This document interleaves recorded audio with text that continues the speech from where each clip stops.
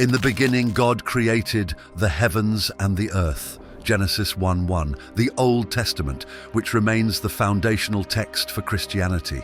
Beginning with the creation of the world, it details the story of the God of the Israelites, the story of the patriarchs and the prophets. Now considered as also a historical book, history, prophecies, and poetry aren't the only things written in the Old Testament. The Old Testament also contains many tragic stories, 4 of which we'll be considering in this video. In the meantime, please subscribe to this channel and hit the notification bell to know when we release our next video. It will only take a moment. Number 1. When Shechem, son of Hamor the Hivite, the ruler of that area, saw her, he took her and sexually assaulted her. Genesis 34:2. Jacob is famous for being the founding father of the 12 tribes of Israel. However, what isn't popularly known is that Jacob also had a daughter, his only daughter, with Leah.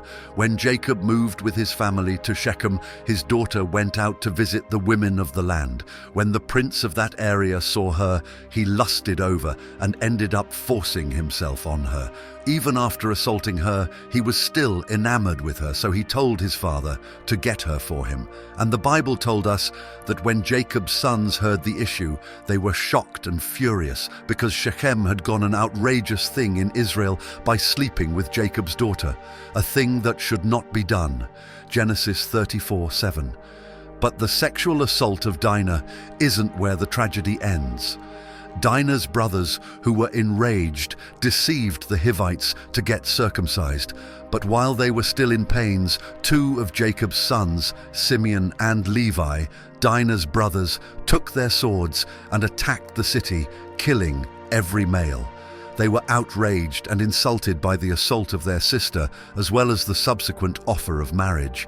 This story illustrates the tragic consequences of violence, betrayal, and vengeance, as reflected in the answer Simeon and Levi gave Jacob. Should he have treated our sister like a prostitute? Genesis 34:31. Number 2. The Lord saw how great the wickedness of the human race had become on the earth, and that every inclination of the thoughts of the human heart was only evil all the time. Genesis 34:5. After God created the world, human beings began to procreate, giving birth to sons and daughters. And because the daughters of the earth were beautiful and alluring, the sons of God began to marry them and have children. The offsprings of these marriages became giants called the Nephilim, who began to carry evil things. Because of this, the Lord regretted that he had made human beings on the earth, and his heart was deeply troubled.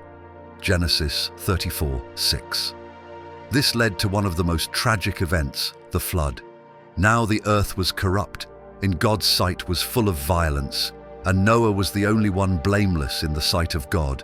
So God said to Noah, I am going to put an end to all people, for the earth is filled with violence because of them.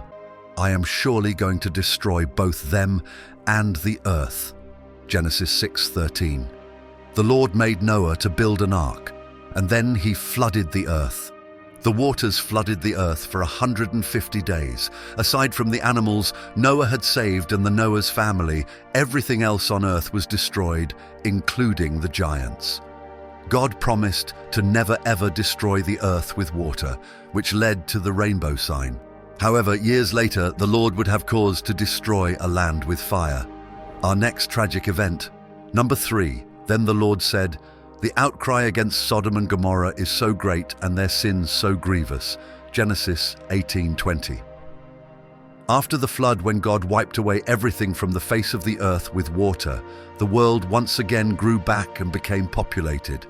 Cities sprang up, among which were Sodom and Gomorrah. Abraham, one of the patriarchs, and his nephew Lot had been forced to split, and as a result, Lot had moved to the edge of Sodom.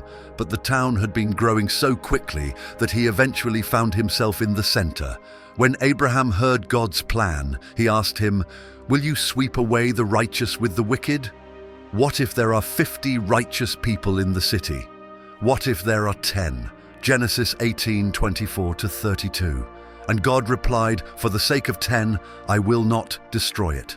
Genesis 34:32. When the angels that God had sent arrived in Sodom, they were welcomed by Lot into his home.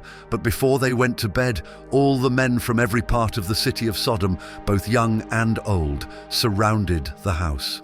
They asked Lot to bring out the men so they could have sexual relations with them. When Lot tried to reason with them, even offering one of his daughters, they threatened him, saying, "This fellow came here as a foreigner and now he wants to play the judge. We'll treat you worse than them." Genesis 19:9. So the angels blinded the men and told Lot, "The outcry to the Lord against its people is so great that he has sent us to destroy it." Genesis 19:13. After saving Lot and his family, with the exception of Lot's wife who looked back and turned to salt, fire and sulfur rained from the sky, destroying the entire cities of Sodom and Gomorrah. Sodom and Gomorrah serve as examples of the consequences of unrepentant sin and disobedience to God. Number 4. But the Lord God called to the man, "Where are you?" Genesis 3:9. Of all the tragic events in the Old Testaments, perhaps none of them would have taken place if one single event hadn't occurred: the fall of man.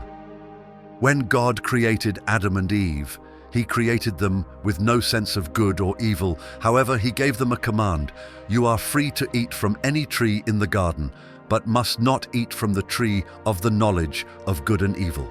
Genesis 2:16-17. But the serpent got to the woman and told her, "When you eat from it, your eyes will be opened, and you will be like God." Unfortunately, the woman believed the serpent, ate from the fruit, and also gave some to her husband, Adam, who was with her, and she also ate it. After they disobeyed God, they discovered that they were naked and made coverings for themselves. God ended up punishing both Adam and Eve and the serpent and threw them out of the garden to fend for themselves.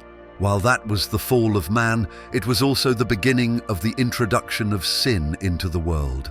It was because of the fall that men knew what evil was and found ways to perpetrate them, causing separation. It teaches us that every disobedience or sin has repercussions. These stories underscore themes of disobedience, consequences of sin, and divine judgment, showing us that our acts can be either rewarded or punished, like in the case of God sparing Noah and Lot because of their righteousness. They teach us that the righteous will always be protected by God. If you found this video interesting, give it a thumbs up and follow No Limits Faith for more.